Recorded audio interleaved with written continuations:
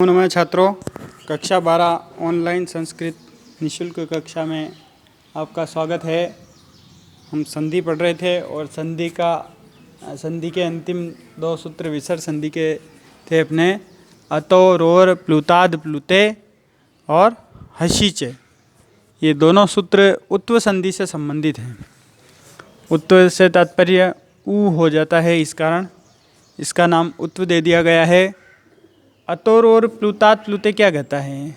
अतो रूह ऊशात अप्लुत परे सती, यानी ए के बाद अतो से तात्पर्य अत का, यहाँ अत का तात्पर्य ऐसे है, यानी ए के बाद जो ये रू का विसर्ग बना था, रू में ऊ का लोप हुआ था, रे बचा था, रे का विसर्ग हुआ था, उस विसर्ग के स्थान पर यहाँ रो कहने का मतलब ये रे के स्थान पर क्या हुआ था?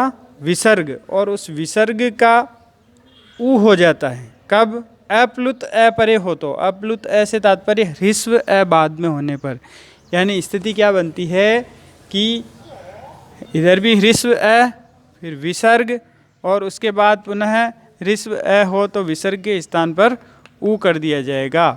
सूत्र कहता है कि रू के स्थान पर ऊ होता है। ये रे छात्रों सीधा समझना कि ये विसर्ग है, वह र के स्थान पर हुआ है, और रू रे भी किसके स्थान पर? रू में ऊ का लोप हुआ था, र बना था, तो सीधे ही अपने ऐसा समझो कि इस विसर्ग के स्थान पर ऊ कर दिया जाता है उत्व संधि में।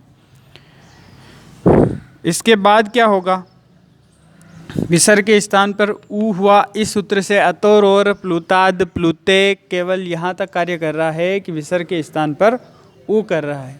इसके पश्चात ए और ऊ मिल रहे हैं, तो ए के पश्चात ऊ आता है तो गुण संधि होती है। गुण संधि हम पढ़ चुके हैं, पिछले वीडियो में जाके देखेंगे। तो गुण संधि होकर के ए के बाद ऊ आए तो ओ हो जाएगा यहाँ गुण संधि होकर के, और इसके बाद आ रहा है ए। फिर हम जाते हैं पूर्व रूप संधि में, वो भी हम पढ़ चुके हैं, वीडियो में देख लेना, पुराने वीडियो में। पूर्व रूप संधि कैसे होती है? यहाँ ए या ओ के बाद ए हो तो पूर्व रूप रहता है, यानी ए या ओ ही रहता है तो ओ ही रहेगा, और ए हटेगा इसकी सूचनार्थ अवग्रह चिन्ह लगा दिया जाएगा। ए को हटाएंगे इसकी सूचनार्थ अवग्रह चिन्ह लगा दिया जाता है। तो रूप क्या बनेगा? ओ, यानी ए इस स्थिति में ओ बनेगा। इनका रूप क्या बनेगा?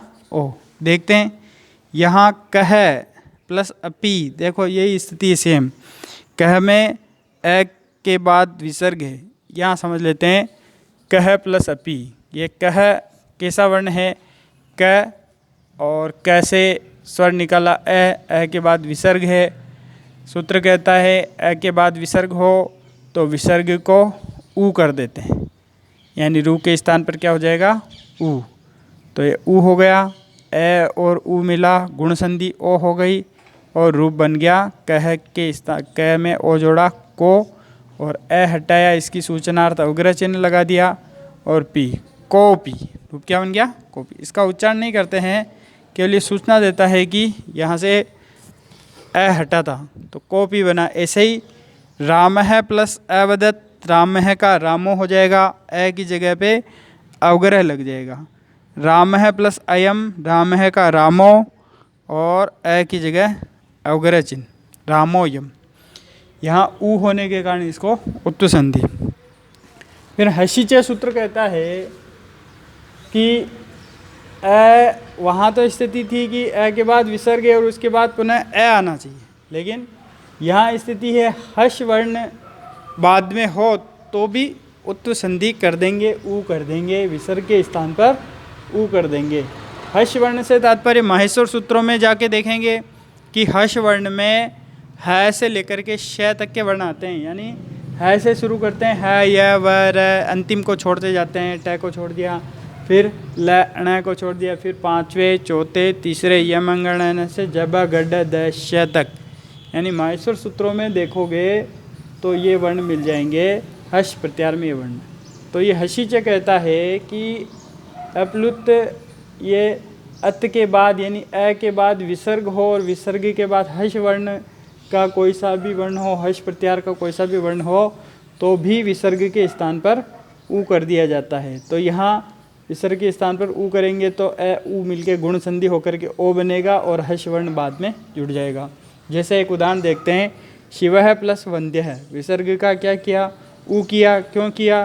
क्योंकि हर्ष वर्ण है, हर्ष वर्ण में आ रहा है वह कैसा वर्ण है, हर्ष वर्ण है, तो विसर्ग का ऊ कर दिया और ऊ करने के बाद शिव प्लस ऊ गुण संधि होकर के शिवो और ये वंद्य है, ऐसे ही जुड़ जाएगा। उधर ए बाद में था तो पूर्व रूप संधि भी हुई थी, यहाँ पूर्व रूप नहीं होके गुण तक ही कार्य हो जाएगा। ऐसे ही यहाँ राम है का रामो बन जाएगा और हस्ती बाद में जुड़ जाएगा। बुध है का बुधो और लिखती बाद में जुड़ जाएगा, देखो बुधो लिखती। बाल है का बालो और रोदिती जुड़ जाएगा, बालो रोदिती। यहाँ ऊ हो रहा है, ऊ के पश्चात ओ हो रहा है, उत्व विसर्ग संधि है। परीक्षा में आता है कि राम है प्लस हस्ती, संधि कौन सी संधि करनी है, तो रामो हस्ती करेंगे। संधि का नाम पूछेंगे तो विसर्ग संधि करेंगे, क्योंकि ये राम है, विसर्ग के स्थान पे परिवर्तन हो रहा है। नमः प्लस नमः है, नमो नमः, नमः का नमो हो गया उत्तु संधि से और नमः बाद में जुड़ गया। क्षीण है का क्षीणो हो गया और बहुती जुड़ जाएगा, क्षीणो बहुती। मनः का मनो हो जाएगा और हरह जुड़ जाएगा, मनो हरह। इस प्रकार उत्तु संधि में ऊ होता है और फिर गुण संधि होकर के ओ हो जाता है। बाद में हर्ष वर्ण हो तो ऐसा ही वर्ण जुड़ जाता है और बाद में अ हो तो उसको हटा के अवग्रह चिन्ह लगा देते हैं। ये थी उत्तु संधि और ये संधि का लास्ट टॉपिक था। संधि की अच्छी से तैयारी करें। छंद, अलंकार, संधि, इनके पूरे के पूरे वीडियो मैंने चैनल पे डाल रखे हैं, तो चैनल को सब्सक्राइब करें और अपने मित्रों तक भी अधिक से अधिक इन चीज़ों को भेजें ताकि वो घर बैठे इनका फ़ायदा उठा सकें। जय तु संस्कृतम, जय तु भारतम।